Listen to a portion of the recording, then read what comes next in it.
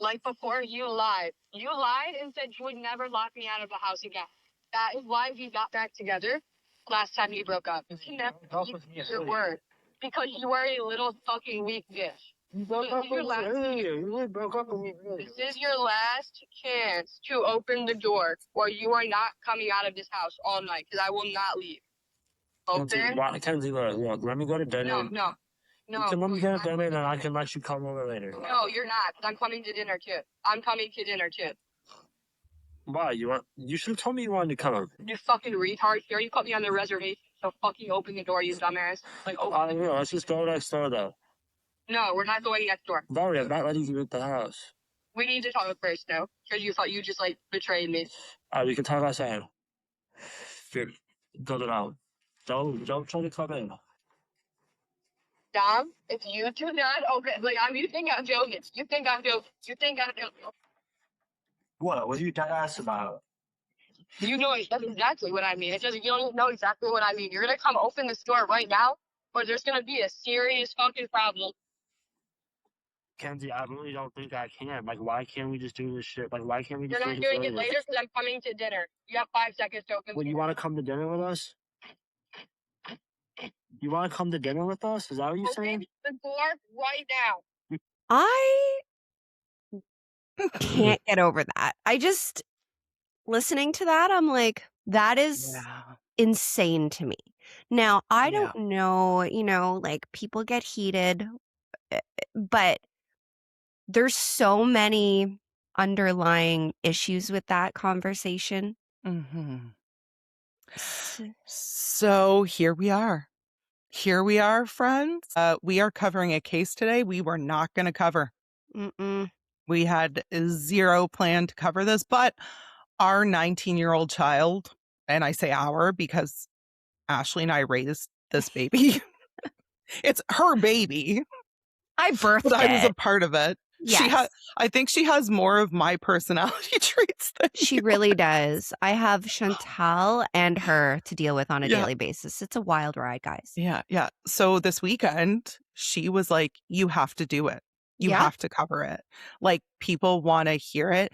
And then there were other people who had messaged us and they were like, are you going to do Mackenzie Shirilla? Is that a thing? And we were like, you know what? Let's just fucking do it. Like, we got to give the people what they want. Give the people what they want. Yeah. See, and whatever baby wants, baby gets when it comes to Chantal. Honest to God. Like, she said it and I was like, okay, done. Yeah. We'll do it. Before we get into our case today, I have to tell you about something. And Ash, I don't even know if you know about this. And it is upsetting me so much. Like, I can't stop thinking about it. So, okay. For those of you that don't know, there was a horse show, guys, and I'm so sorry. I wish I knew more about horses and shows and stuff. And I don't. I just love horses. That's all I know. Okay.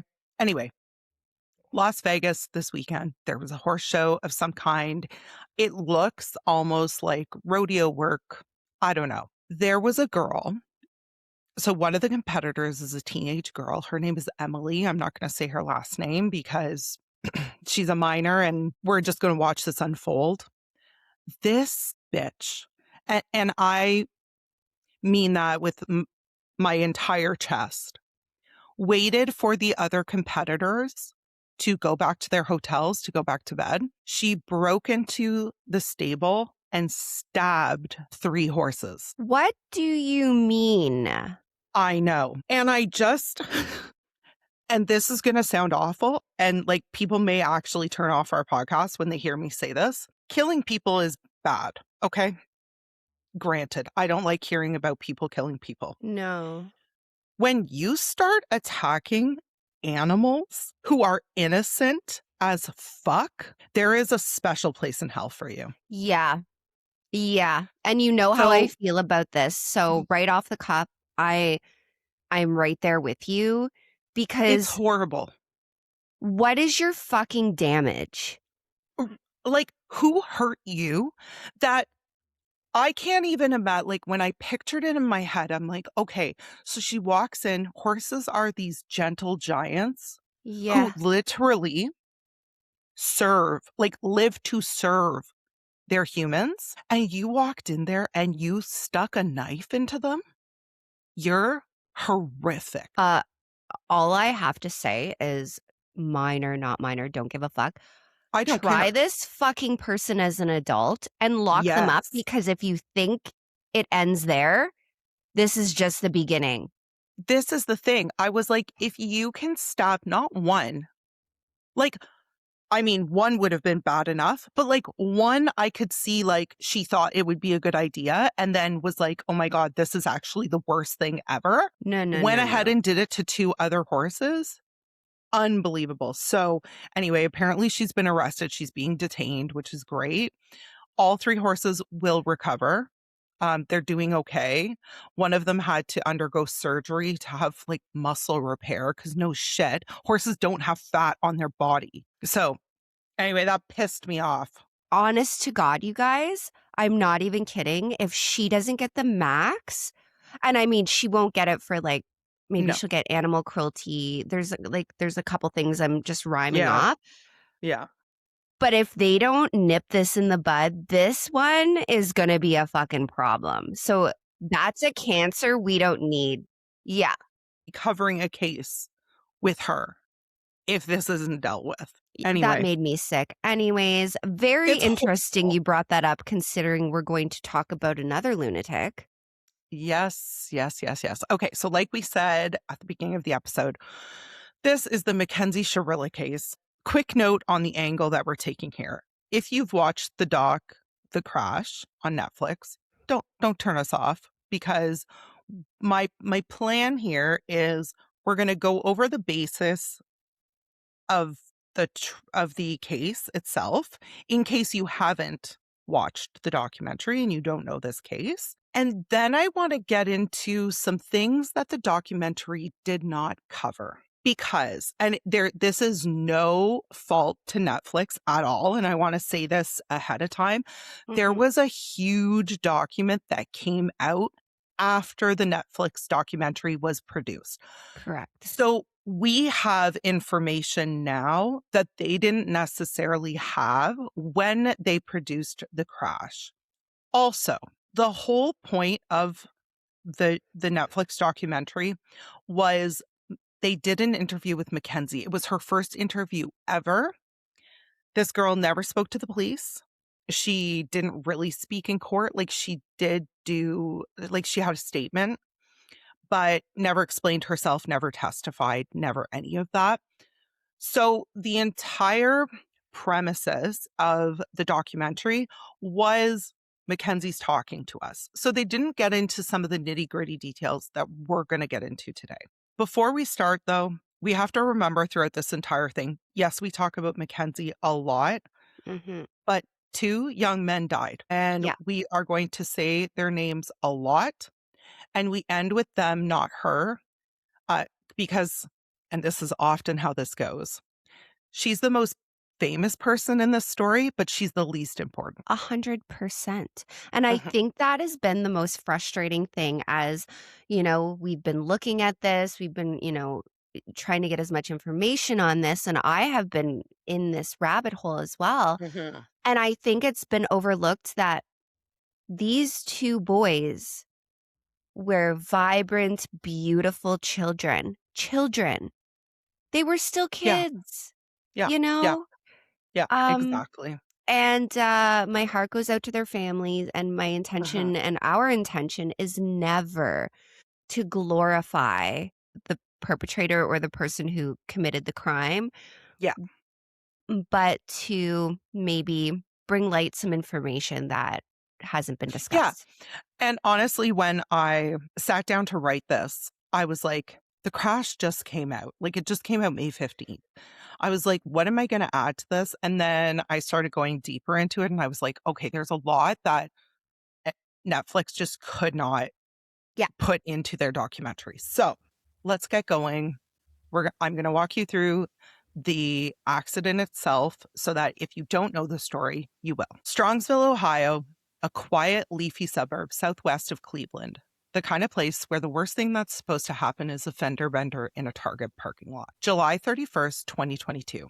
It's around 5:30 in the morning. Mackenzie Shirilla is 17. She just graduated. In the car with her are her boyfriend, Dominic Russo, 20 years old, and their friend, Davion Flanagan, 19. They'd been out all night. They hit a party for a few minutes, weren't feeling it, so they headed over to a mutual friend's at a small get-together. And this friend was interviewed and he said, like, there was maybe 7 people there. Like, this wasn't a banger. They smoked some weed. They thought about taking shrooms, but decided against it for whatever reason. Watched movies, fell asleep, scattered around the house. A typical hangout with your friends, early 20s, late teens. Around 5:30, they woke up and decided to head home. A normal summer night. And you know that there's parts in a story that you can just feel? Yes. I remember being like 20 something out all night. You wake up on your friend's floor and you can hear the birds chirping and all you want is your bed. Yes. Like you're immediately like, I got to get home. This was my youth. Yeah, right? Yeah. Like this was so many of us. Mm-hmm. This is exactly what it was like. So Mackenzie, Dom, and Davion hop in her 2018 Camry, and a security camera catches it turning slowly, calmly off Pearl Road onto an industrial street called Progress Drive. On our social media, and also if you're watching on YouTube, I have a map that I can show you so that you can understand the course that they took. The first turn, controlled, totally normal, going the speed limit, looks responsible. 1 minute later, a camera at the far end catches the same car flying, headlights on, screaming toward a T intersection. And guys, I mean screaming.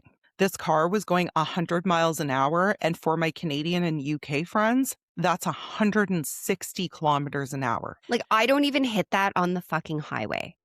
I don't know if I've ever gone 160 kilometers an hour, honestly. It's insane. And I need to stress, this is an industrial area, okay? Like speed limit around like 40 miles per hour. Yeah, if that. It's not residential, but like no one's going 100 miles per hour through this. No. It's crazy. There's a building at the end, the Plidco building. The car does not turn, does not slow, does not brake. Side note here, there has been some conversation online where it does look like the brake is hit once or twice just before they hit the sign. Yeah. I've watched it a million times. I do see a brake light. I also saw a brake light. Which is going to debunk something in a little bit, but we'll get back to that. Regardless of whether she braked or not, they hit the corner of a wall on this building going over 100 miles per hour in a way that drives the corner straight into the passenger side where Dom is. A man on a motorcycle calls 911 at 6:15 and says, I saw a crash, and this is going to be my PSA for the day. He says, hey, saw a crash. This is where it is. And they're like, okay, are you there now? And he says, no, I didn't stop because I'm on my motorcycle. What do you mean?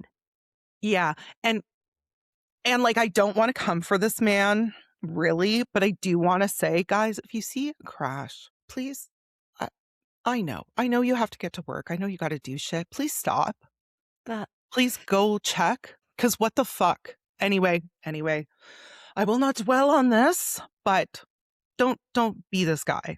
So officers show up and immediately the first officer says, oh my God, the car looks like it's split in two. And it does. One called it the worst crash he'd ever seen. Initial reports said both boys were DOA, which is dead on arrival, though in body cam, you can hear a responder say Davion had a faint pulse, and they did call 2 life flights, but they ended up canceling the second one pretty quickly. So they got Davion out of the vehicle, got him into the back of the ambulance, and it sounds like if he wasn't quite gone yet, he died very shortly after being put in the ambulance. Yeah. It doesn't really change the outcome. Neither boy left that site alive. One eerie thing that I want to mention that we can talk about in a little bit.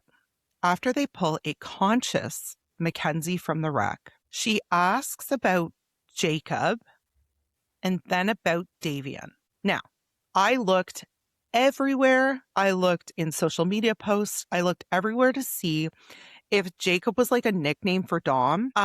Because in the hospital body cam, when the officer is talking to Mackenzie's parents, he says, "Do you know a Jacob?" And mom immediately says, "Dom? Do you mean Dom?" So I'm assuming maybe it was like a joke. You know what I mean? Like maybe she called him Jacob for whatever reason. I can't find proof of that anywhere. It's just weird. I'm like, That who is is Jacob? weird. Yeah. Because it's not even like, that would be like if you told people like, oh yeah, Chantal's nickname is Mary. Like Yeah. Mary and Chantal have nothing to do with each other. No. So just a point to be made. For a while, everyone thinks this is a tragic accident. Like horrific, 3 teens in a terrible car accident. One survives, the other 2 die. Awful, awful, awful. Because literally, what else would you think? Because Well, any and this other is it. option is crazy. Is crazy. This is Yeah. exactly it. So people are like, oh my God, like maybe something happened to the car. Maybe there was a medical emergency, because nothing really made sense. Then things start to flip. First, the car was examined by an expert.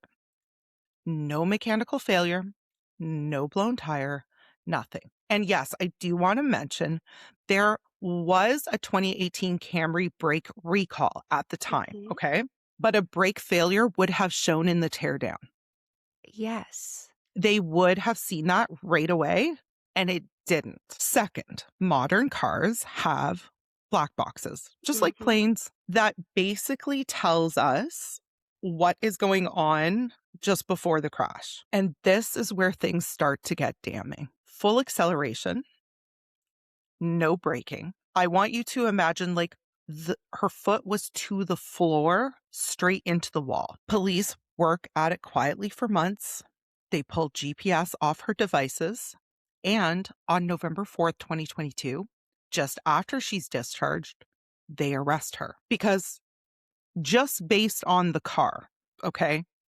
Nothing else that we're going to talk about today, simply based on what the black box tells us and what the teardown of the vehicle revealed. Girl was driving straight into that wall. Her lawyer opts for a bench trial, so one person decides her fate. Judge Nancy Russo. No relation to Dom, even though they have the same last name, which like I feel like the universe did that on purpose. I know. I also was like, Yeah. In August 2023, the judge finds her guilty on 12 felony counts, including murder. And here's the line that made it national. This was not reckless driving, the judge says. This was murder. And Mackenzie morphed from a responsible driver into, quote, literal hell on wheels. 2 life sentences served together, no parole until October 2037. She's at the Ohio Reformatory for Women, still maintaining it was an accident, that she blacked out, that she doesn't remember. That's the version that the doc is built on. Okay, so now we're going to go, now that you know the premise of the basics of the case, I want to go into a little bit more detail than the documentary did. The doc kind of skips her childhood, which is understandable because we always want a reason, and there isn't a clear one here, guys. She was raised in Strongsville by 2 parents, Natalie and Steve, intact family, comfortable suburb, dad's a teacher, which comes into play later. This is not a child who slipped through the cracks. She was actually the opposite of invisible. Classmates describe a magnetic, dominant presence who walked the halls with something like 100 girls trailing her. Everyone wanted to be Mackenzie. Okay. We all knew that girl. I was not that girl. Me neither. And there is one person that literally, when I watch this, when I've been deep diving, there's one person from my youth that my brain kept going to. And even like similarities in the upbringing, the personality, all of this. Okay. And I will obviously not say who she is, but if anyone Nope, out I don't there think she's knows like me, that. no.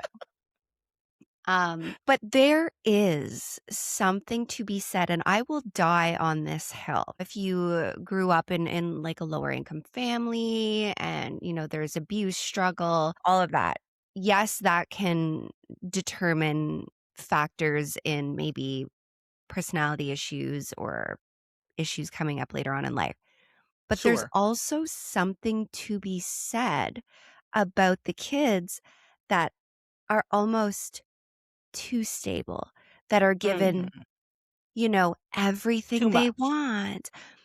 They're deemed as like, you're amazing. Yeah. We will do anything for you. And it almost creates this unrealistic idea for the youth that they are like untouchable. They're better than Yeah. everyone else. They can do no Yes. wrong because I was taught that I'm amazing and I walk 8 Perfect. I feet get tall. everything I want. Yeah. 100%. So, because we are talking about a youth that maybe didn't have a disruptive childhood, we're still looking at a youth that her childhood could have very well shaped what she became later on in life, but in a different way. Absolutely.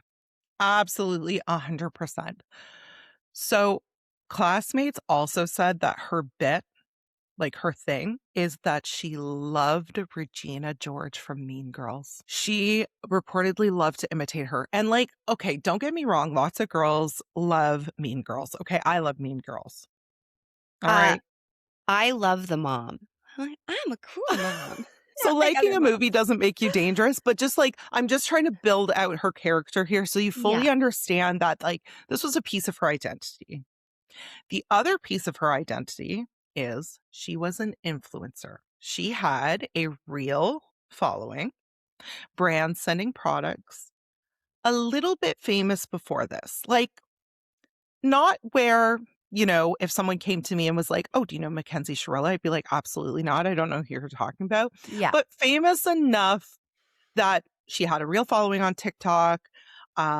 She recorded everything. There are thousands of videos of this girl. Okay. Her whole self concept was being built on being watched and wanted. And this will explain when we dive into the hospital in a little bit Mhm. what happens. Okay. She met Dom in high school. He was a little older. He had already graduated.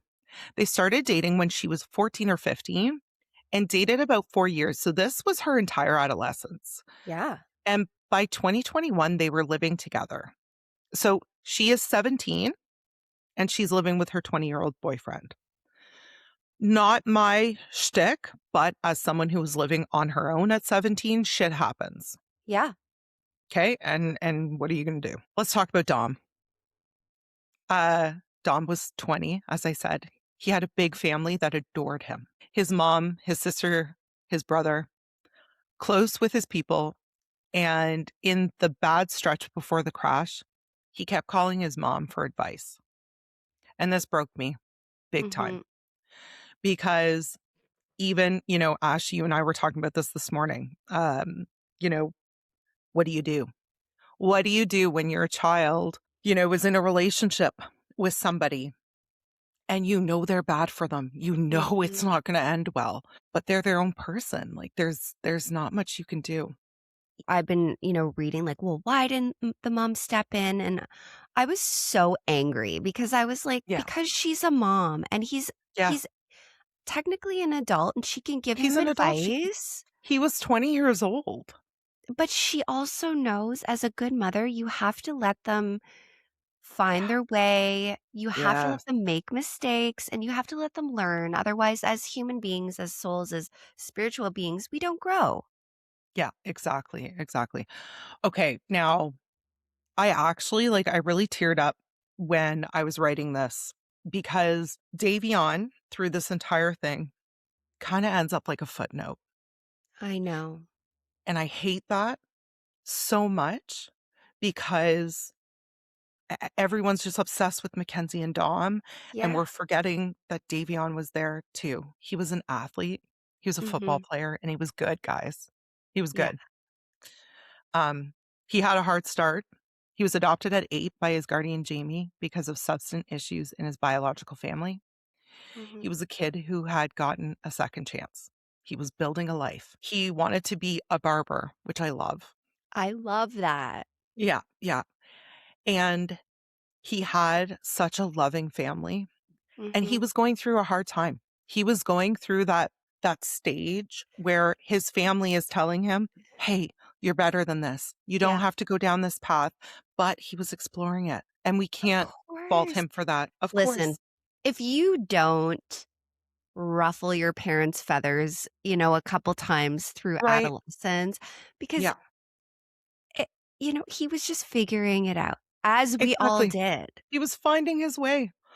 And he sounds like I listened to a couple interviews of like some of his closer friends, and he just sounds like a joy. He was super Mhm. depressed in the months leading up to the crash, Yeah. but they said he still had that light. He still had a spark. Mhm. Okie dokie. Let's talk about Mackenzie and Dom's relationship. Uh-huh. So, the clip at the beginning of this episode was one that Dom had recorded, knowing that he had to show someone this. Mhm. And it is Mackenzie, as you heard, being the most volatile, the most toxic, the most crazy. Yeah. That recording goes on too. She actually did break the lock on the door. And this was not a one-time thing. For Dom to be ready to record her losing her Mhm. shit, this was a continual thing. His own family said, so toxic. Angelo told investigators flat out that Dom wanted out. These are backed by texts, okay? Dom was trying to figure out a way to break up with her. And right His, there, that is very telling. yeah, If yeah, like, you are scared to break up with your yes, partner, there's yes, something wrong. If you feel the need to record your boyfriend or your yeah, girlfriend, you're scared. yeah. Yes, yes. And that's exactly it. So his mom said the tension spiked about 6 months before, and there were allegations Mackenzie was physically abusing him. Not good. Very not good. Mm-mm. Weeks before the crash, July 2022, Dom calls his mom in distress. Okay. He's like, "Mom, I need you to come pick me up." She's like, "Where are you?" He gives the location. She sends a family friend to get him. The friend says Mackenzie was screaming and that she screamed, allegedly, "I'm going to wreck this car right now." Yeah. I mean, and That's a here's the couple thing. weeks before the crash. Um, and I'm not a psychologist, but we have some anger issues, ma'am, that you are that volatile, that like ready Yes. to just like smash a car. Yes. Like what? Yes. So that's the context that the door recording lives in.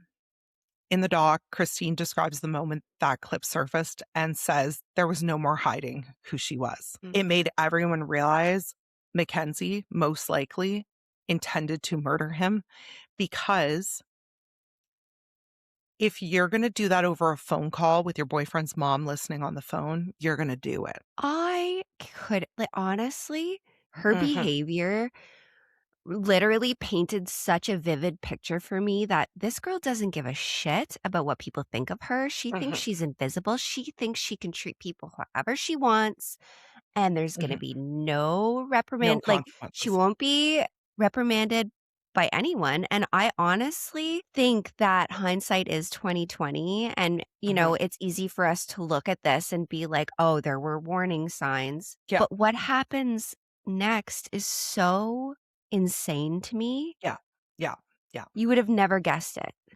No. So another part of this that we need to mention is there are quite a few texts where Mackenzie does talk about hurting herself, where she Mhm. talks about wanting to die, where she talks about suicide, where she talks about hurting herself. So, and there's another part of this that has always bothered me. And it's something that I want you, as the listener listening, if you're ever in a situation like this, it's bad and you should get out now. Yeah. Mackenzie had this thing where she tried to keep him from his family. So days before the crash, an argument about his grandparents, who were only in town for a couple days, broke out. So Dom wanted to hang out with his grandparents.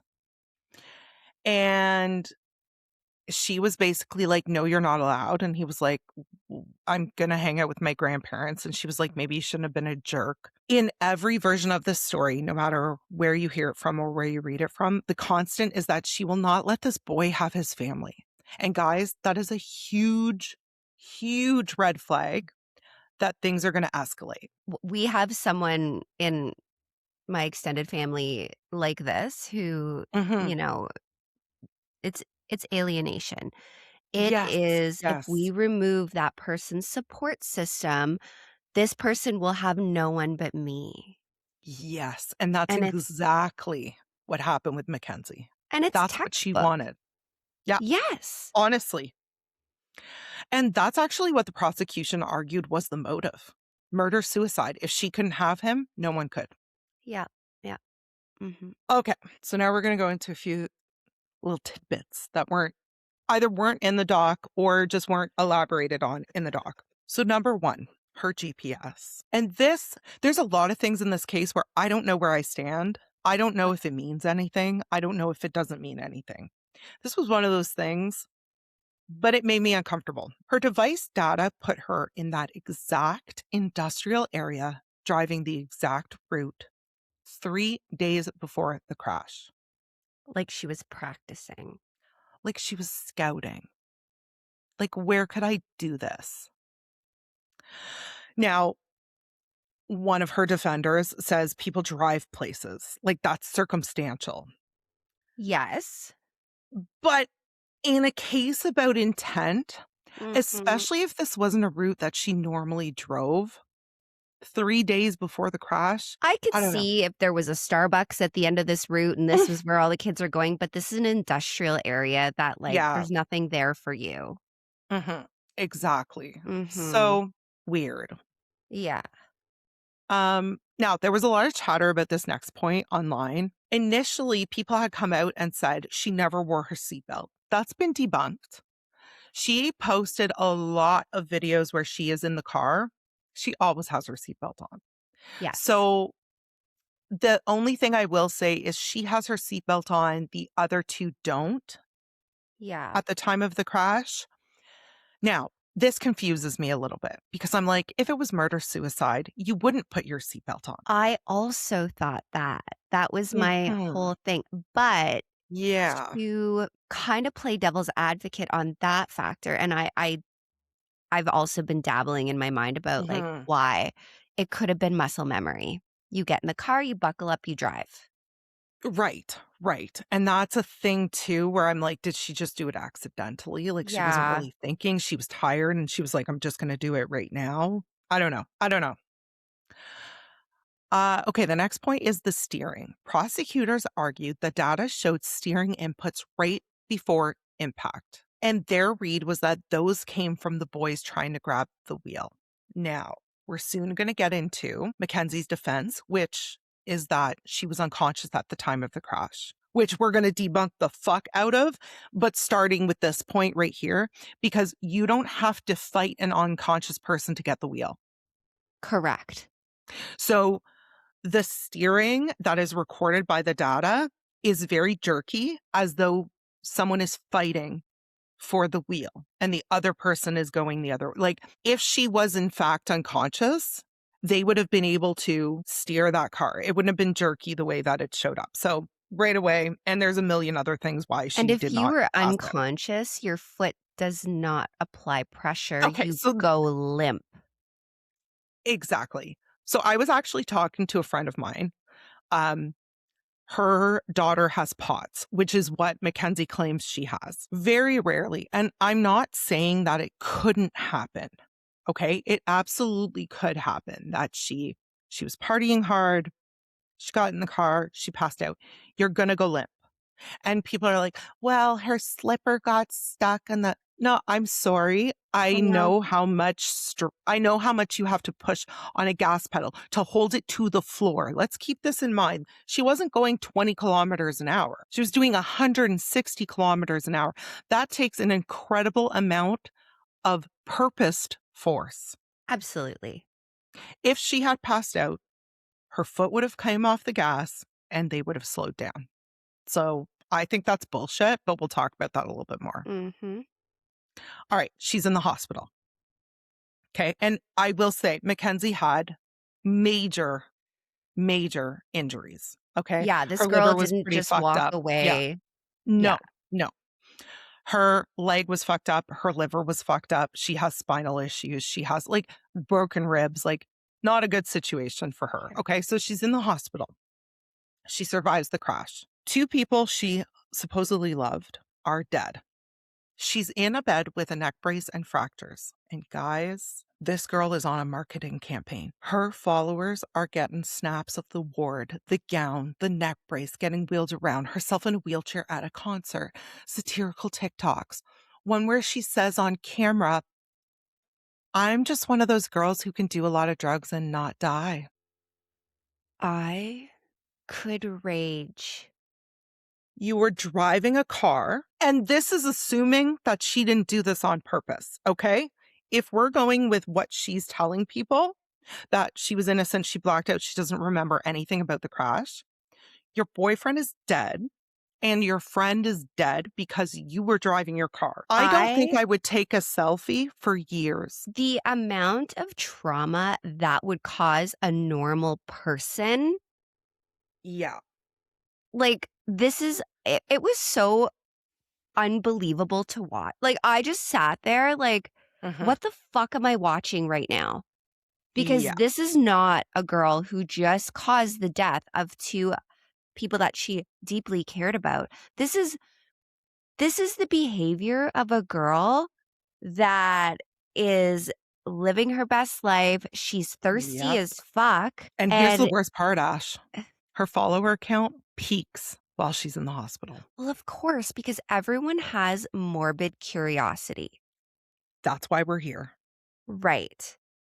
However, in this situation, I'm like, could we not? But to be fair, at the time, like her follower count peaks at the time, everyone's looking at her like, oh my God, poor Mackenzie. Like, I can't believe that happened, as if she's the only one that survived this tragic accident. Like, no. And again, no one's going to, she did this on purpose. Right. So before we continue, I have a question. And I also have a question for our listeners, and I want to know what everyone thinks. Now, my opinion, and this is just my opinion, that social media has created more narcissistic behaviors in youth than ever before.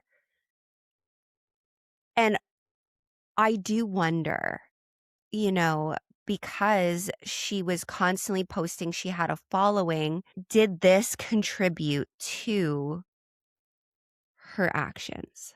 Girl, we're going to cover some shit that's going to blow your socks. Let's go. I'm going to tell you some shit that honestly, there's probably going to be some listeners that are like, you know what? These girls are too crazy for me and I got to go. But anyway, we'll get into that really soon. So the other thing I want to tell you about the hospital is modeling agencies start sliding into her messages. While she's in her hospital bed, a fashion company reaches out about a collab. And instead of not responding, because again, 2 people just died in your car that you were driving, okay? She replies, basically, I've been trying to reach you guys. I'm so glad you reached out.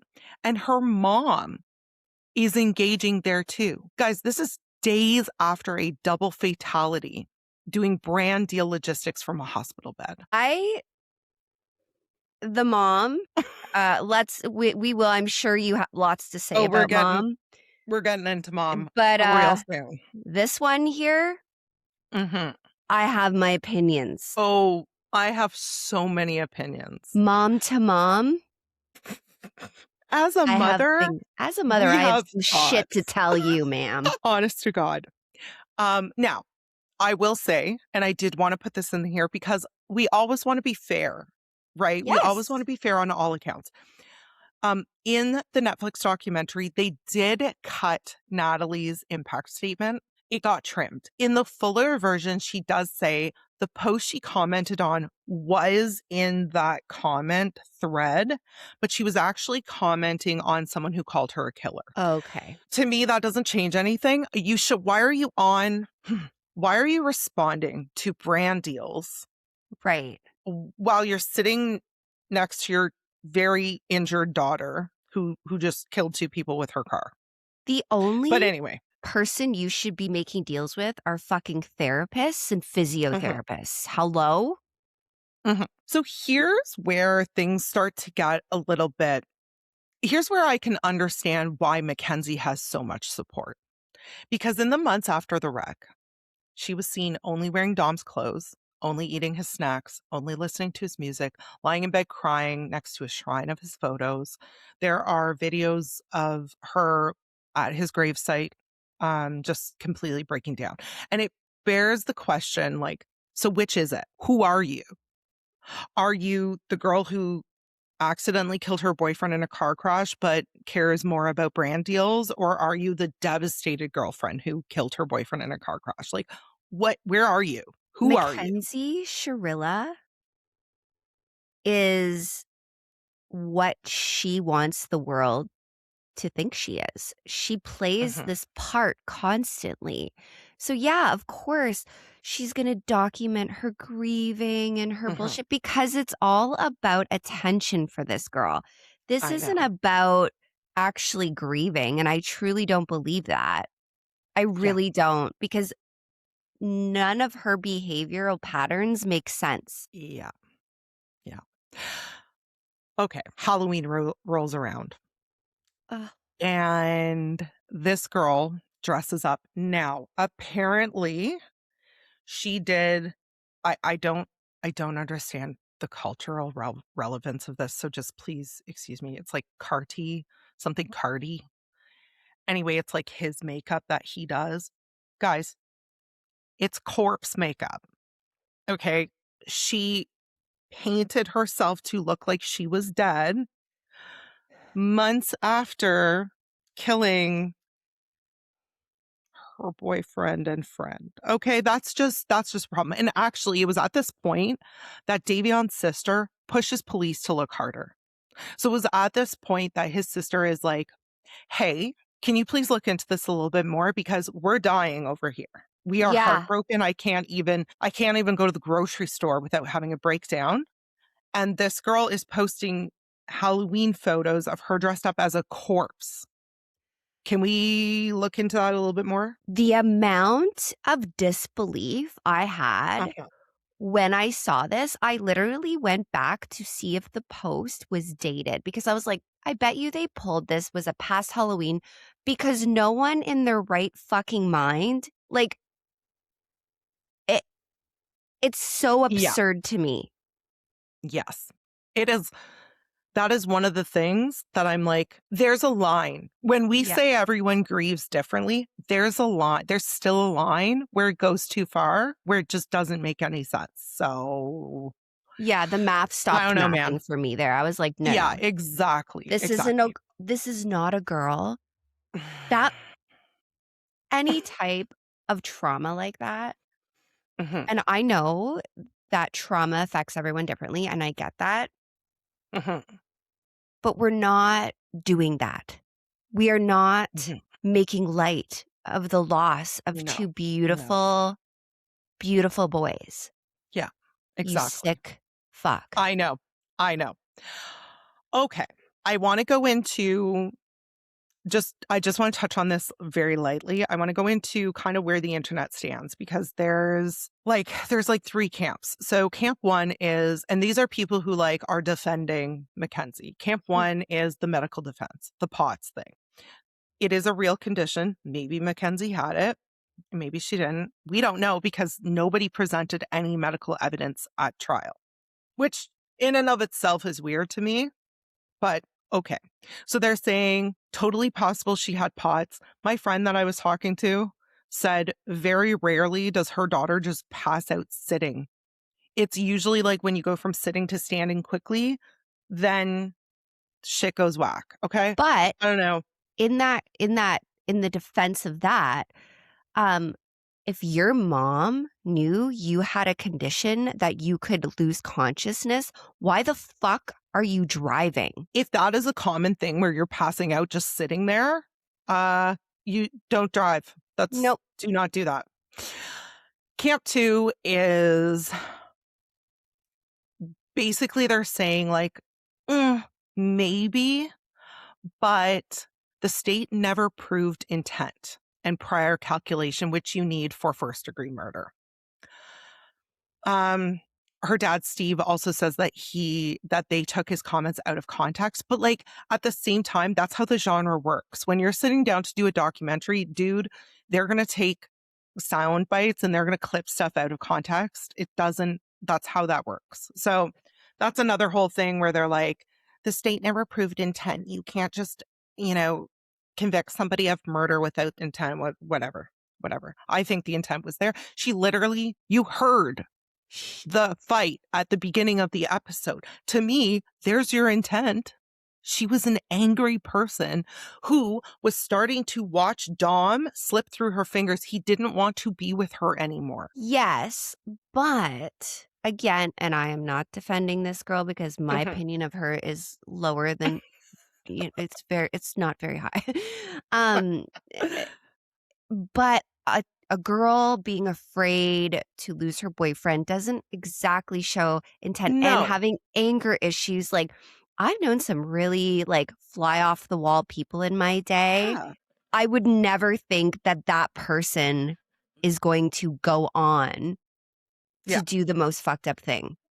Okay, Camp 3, there's a misogyny argument. And like, this is a real conversation from people who think she's guilty, basically because we punish pretty teenage girls. Now, I gotta debunk this real quick because, like, we need to be careful here. A bong rip in the driver's seat doesn't make you a murderer. Duck face is not premeditation. Like, No. if all we had was her posts, I'd be uncomfortable. But the truth is, the black box is famously not sexist. It doesn't care how pretty you are. Right. So, no, for those people who are like, they're just going after her because she's famous and pretty. No, sorry, you're wrong. Do you Very fucking wrong. think a prosecutor gives a shit about What you look like? No, exactly. Okay, I want to wrap this up by talking about 3 things that make me the most uncomfortable. I think I'll need a shower after talking about all of this, but we have to bring it to your attention because that's what we do. First thing, Mackenzie and her mom had a secret language that only they understood. And guys, I highly, highly, highly recommend that you go and find the recording of this, because when I tell you, this wasn't like, remember when we spoke Pig Latin? And don't get me wrong, okay? I had friends that were literally fluent in it. Yes. It was incredible. Yeah. Hilarious. We were kids. This woman has a secret language with her mom that only her mom understands. And she's laying in the hospital bed, okay? And police are interrogating her. They're asking her questions like, how did this happen? How did this happen? Now, they talk so fast in this secret language. I don't even know how anybody picked this apart. It would have taken literal hours, maybe days. Their interpretation was that Mackenzie is asking her mom, what if we just tell them I had a seizure? Right. What? Girl, what? And let's not even... guys, before the crash, before all of this, okay? Why do you have a secret language with your mom where you're both fluent in it? Why would you need that? So weird to me. Who are you having conversations with? Like, why do you not want the people around you understanding the conversation you're having with your mom? What are you So hiding? fucked. Girl, when I saw that, you could I have know. lifted my jaw off the floor because I was like, what is happening right now? And Yeah. then to find out what she said, I was like, oh shit. Mackenzie's not the only problem in this fucking room. Mom. Okay. Right. And like, so I really tried to go down different paths with this. I was like, okay, maybe it started as like an innocent thing when she was younger. It was funny that they had this like cute language. No. When guys, please go listen to it. I will try to find a clip and I'll post it on our social media. They are fluent. It's insanity. And what are you hiding? Context matters. Yes. She didn't say, Mom, I'm really scared. What should I say? She said, can I just tell them I had a seizure or something? And Mom was like, yeah. Like, oh, maybe that's what it was. In a secret language that you are completely fluent in. I don't know, guys. It makes me uncomfortable. I don't like it. I don't like it either. I don't like it. It makes me uncomfortable. In a secret language that can't necessarily easily be decipherable. Like, I understand that there's people that speak another language that I don't speak. I don't speak German. However, because this interrogator's body cam was on while he was talking to her, you can get an interpreter to tell you what they were talking about. This is a language that only the two of them understand. It upset me. Guys, there's something whack with that.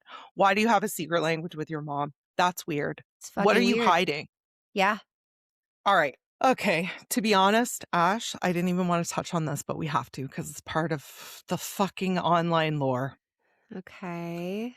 In the release that was just released by the Strongsville police are thousands of text messages.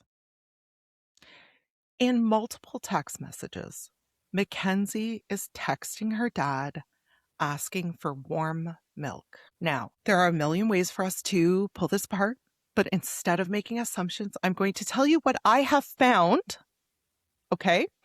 You are going to come to your own conclusions. What goes on in your head is up to you. And I really need to say this because I don't want to get sued. I am going to just read off some facts, okay? And again, and then we're probably going to stop it at that. You, listener, and Ashley are going to figure it out in your head however the fuck you want to, okay? Point 1. There are many, many videos of Mackenzie ordering her drinks from Starbucks. Every single one of them is dairy-free. Mackenzie was lactose intolerant and ate gluten-free diet. Why would she be asking for warm milk? Now, point 2. Mackenzie did have an eating disorder. Okay? Warm milk, because she was lactose intolerant, could have acted as a laxative for her, possibly. Okay, yeah. Okay? Sad that her dad was encouraging that behavior, but here we are. Is it a possibility that they had lactose-free milk in the house? Maybe. Mm-hmm. Mackenzie and her family spoke in code all the time, which in and of itself is weird. What do you mean? Or something? Well, they just, in a lot of their text messages, they're very, like, even before the crash, Yeah. they always acted like the government was listening or the FBI was on their asses or something. Like, it was very strange. And you know, Ashley, like, I work in politics and there is a lot of stuff that you and I talk about where I'll say to you, like, you know what, we'll have to talk about this in person. I'm not comfortable talking about it over the phone. Could it have been some code word for something? And that is going to lead me to my final point about this. And then we're going to move on. Look up warm milk in the Urban Dictionary. Maybe after you eat. No, I need to know. Gosh. What does it say in the Urban Dictionary, Chantal? I don't have my glasses on. I need to know. Chantal, me and the listeners want to know. What is the definition? Huge trigger warning. Okay. And like, if you don't want to hear the nastiest shit you've heard today, just fast forward a little bit. Okay. There are two possibilities in the Urban Dictionary, and I'm just going to read them out. And then we're going to move on from this, Ashley. We need to know. Number 1, to wank, rub one out, jerk off, diddle, or masturbate furiously during a bout of insomnia as to work up the heart rate and therefore to exhaust oneself to sleep. Definition 2 is the superficially selfless act of servicing a restless partner to ensure they have a better sleep. Pacification through ejaculation. I regret my choice.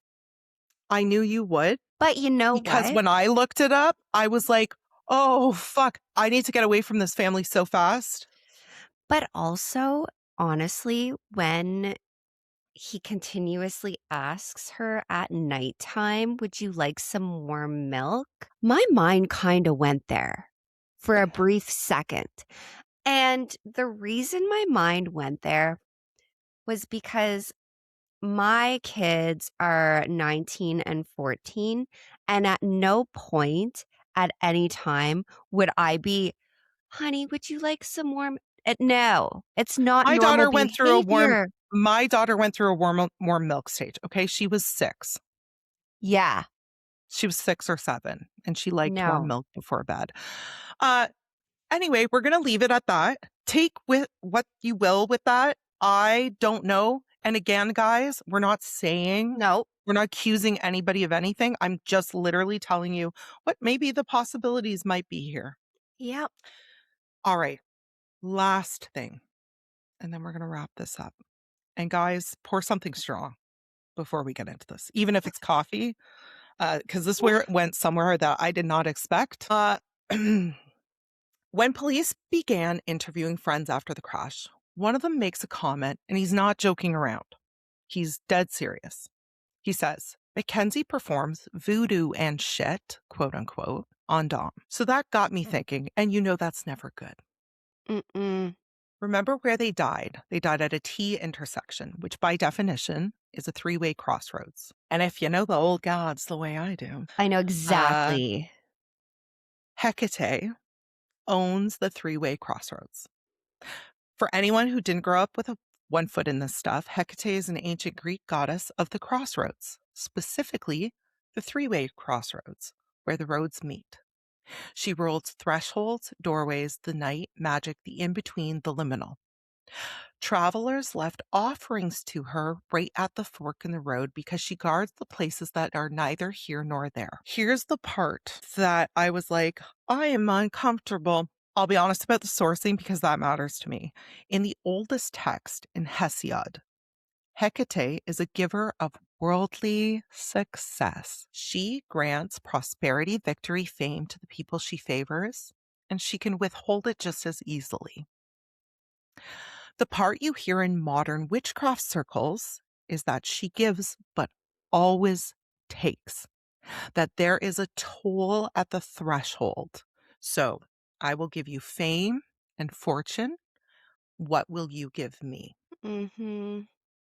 Now, if we lay the case on top, a girl whose self is built on being seen, on fame, on the follower account, paired with friends and family saying she performed voodoo and shit on Dom, girl is famous as fuck right now. Yeah.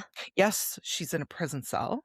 Mm-hmm. Girl is famous as fuck right now. And it makes you wonder, was the sacrifice meant to be the boys? Was this like, because, okay, so if, and then I'm confused because I'm like, okay, was she trying to sacrifice boys? But there was no way she knew if she was going to come out of that alive.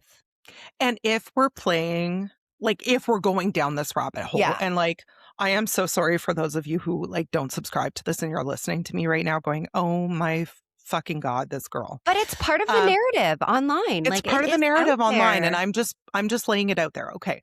If we're going on, there was something otherworldly happening here. Did she dabble in something dark that she did not fully understand the repercussions of ahead of time? Because it's actually like in witchcraft communities and pagan communities right now, it's actually terrifying some of the shit that's being put online. Anybody can like open up TikTok and have like spells and shit that were meant to be hidden in grimoires forever. Yeah. It's dangerous. Is it possible that she was fucking around with some dark shit? Yeah. Because Maybe it here's wasn't the even a thing. fully conscious thing, This right? is what I mean. This girl, and it seems like she would do anything for attention. She would do anything for fame. That was her whole identity. So when you look at that and really look at that, Yeah. it's not, an unbelievable thing that she wouldn't be trying to dabble in shit like that. No, and honestly, I wouldn't have even brought it up. I mean, I would have probably brought it up to you because you know that we subscribe to this kind of shit. Yeah. I wouldn't have brought it up had the friends not mentioned. Like, it's Right. recorded in the police interview that Mackenzie performed voodoo and shit on Dom. Yeah. Okay? Was she dabbling in things she didn't understand?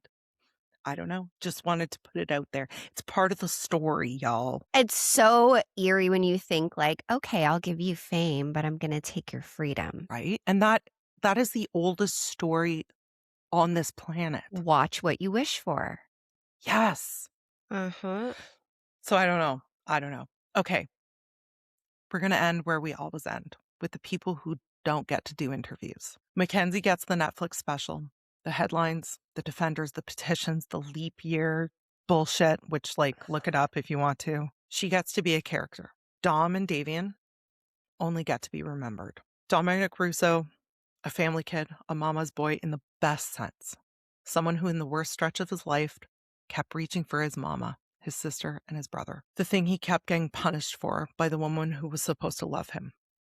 He deserved to grow up, get out of that relationship, find a woman who loved him, cherished him, and build a family. Davion Flanagan was 19. He'd already been brave once, as a little kid, when Jamie adopted him at 8 and gave him a real shot at life. He was an athlete, and a good one. He wanted to be a barber. They started the Davion Flanagan Memorial Scholarship for aspiring barbers, which I think is so adorable. So cute. So a kid who dreamed about giving people a fresh cuts and a little bit of confidence is now every year helping other kids chase the dream he wanted. That's what legacy looks like. Not a documentary. That is legacy. Dom and Davion's law has been proposed by their families as an update to the Son of Sam law, which prevents convicted murderers from being able to profit off of book sales or movies. Dom and Davion's law would update that to include banning profit from social media, podcasts, etc. I will link the petition on our social media. It's got like 160,000 signatures. And this is something I can get behind because regardless of what happened, and it ain't looking good for Mackenzie, she does not deserve fame and fortune off of this. We cannot allow it. We have No. to stand up as a society and say enough is a fuck enough. Yeah. It has to stop at some point. This girl shouldn't even be allowed to have a voice on a platform. None of it. She needs to disappear. And you know what I think the biggest and best punishment would be for someone like this? To never be seen or heard from again. Because you are irrelevant.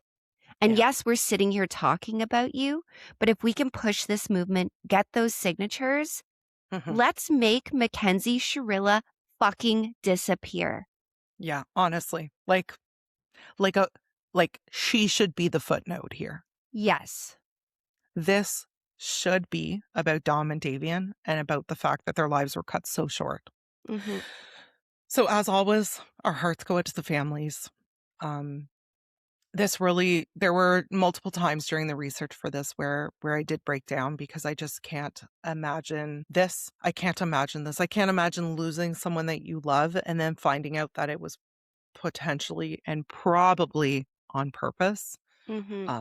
That's horrifying. And I hope over the years, as the years pass, and by pushing things like Dom and Davion's law, that you find peace and that you find renewed hope in the day-to-day. And Ash, that was our coverage of Mackenzie Shirilla and all of her bullshit. But this, and just so we know, we will not be doing an update on her. This was going to be a one-off. I'm glad we were able to open up and try and not make it all about her, but as somehow in this world, it's all about Mackenzie. I know. I could die. But anyways, Yeah. that is what's going on in the world right now. It's gross. Yeah. So Not my favorite thing, but thank you so much for listening. if you enjoyed this, comment, like, share. We are trying to grow our platform to bring bigger and better videos, and just make this an everyday thing for us, for you, for everybody. Yeah. We have a membership, and I literally cannot wait for this episode to come out and find out where everyone in our group chat stands. Because I know there are going to be conflicting thoughts about this, because it is something that brings up different emotions and different thoughts. But I can't wait to talk to everybody about it on there. If you want to be a part of that, check out our links, check out our link tree, check out our social media, join the chaos, and we'll see you there. And if we don't see you there, we'll see you all on Friday. Friday. Bye.